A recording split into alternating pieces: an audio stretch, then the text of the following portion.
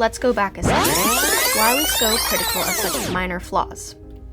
Starting in the late 18th and 19th centuries, the Industrial Revolution transformed the way food is produced. Thanks to new machines like the seed drill, plows, and threshing machines, or resources like fertilizer and pesticides, efficiency in food production rose significantly.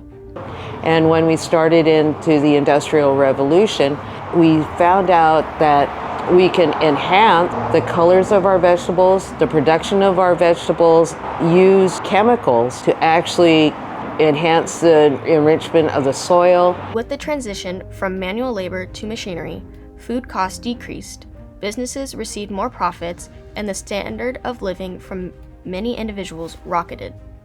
The surplus of food was great and all, but the abundance of food with overproduction valued quantity over quality and allowed consumers to waste more without feeling as guilty.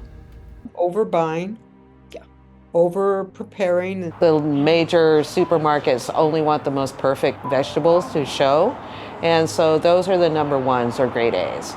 Most produce commodities, they usually receive a USDA grade. What it determines this like grade 1 versus grade 2, it's highly related to cosmetic issues.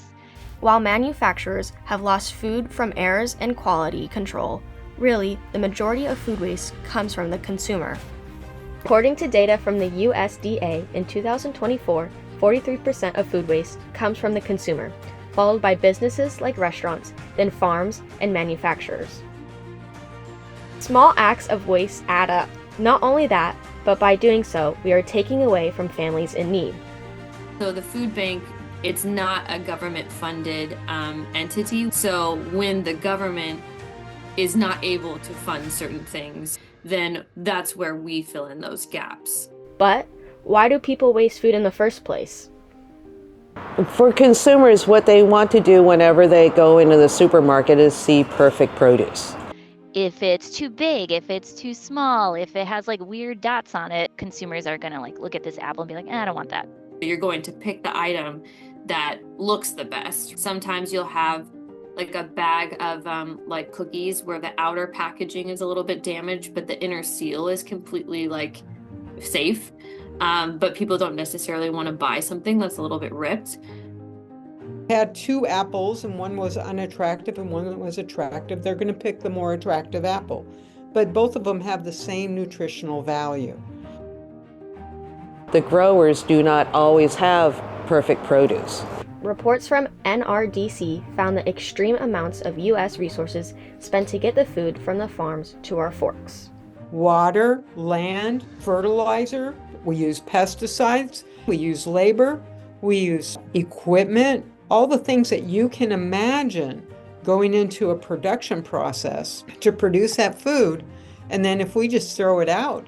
Not only resources, but by wasting food, greenhouse gas emissions can lead to irreversible changes. We've wasted the resources, and then on the other end, we produce methane gas. And methane gas is a contributor to global warming, climate change.